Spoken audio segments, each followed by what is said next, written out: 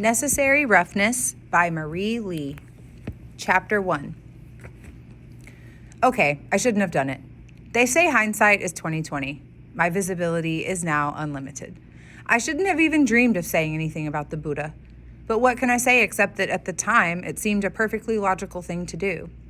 The Buddha statue in question was the size of a border collie and about 3 times as heavy. Pure stone, very Las Vegas in gold leaf paint.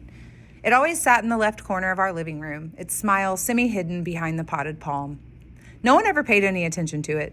We didn't offer it food like the Parks did with theirs. It just sat there. So when my mother said that we needed to leave things behind for the big move, I suggested that. Naturally, we say grace before meals, which means we're Christians, which means we have no need for a Buddha statue, right? And the Parks certainly would have appreciated the donation, 2 Buddhas being better than 1 and all that. But as usual, after I said it, I wished I hadn't. I still don't know exactly why that lump of stone was so important, but a bogey boiled over, as if I'd suggested we leave my sister behind or something. And I knew he was mad, not because he ranted and raved, or whopped me on my hiney with a yardstick like he used to when I was little, but because he refused to talk to me or even look at me the whole drive to Minnesota. When my abogi gets mad, he either yells or gives you the silent treatment, depending on his mood. I almost prefer the yelling because eventually it blows over. It's his silence that really cuts, the way a piece of paper can slice your finger open.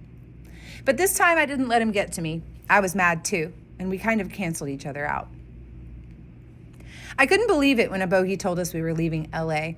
I think the first words out of my mouth were, "But we can't. I haven't finished high school yet."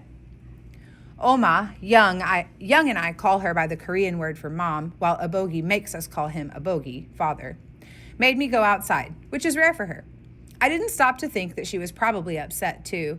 I mean, she was leaving all her friends, her church, and Kim's Green Extravaganza, our store. I felt even worse when Young didn't complain, even though a week ago she'd found out that after about a cajillion auditions, she'd won a spot in the LA Young, no relation, People's Orchestra.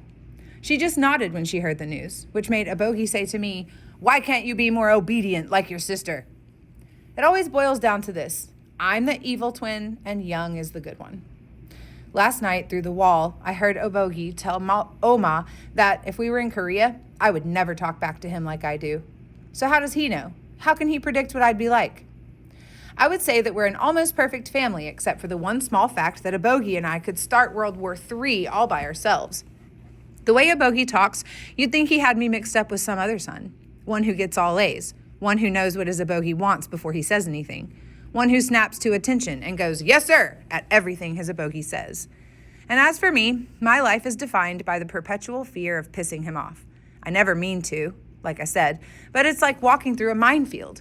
No matter how much you tiptoe around, sooner or later, boom, you're going to get it. So there we were, in a clanky station wagon, the Buddha statue weighing down the rear, heading toward Minnesota, toward certain doom.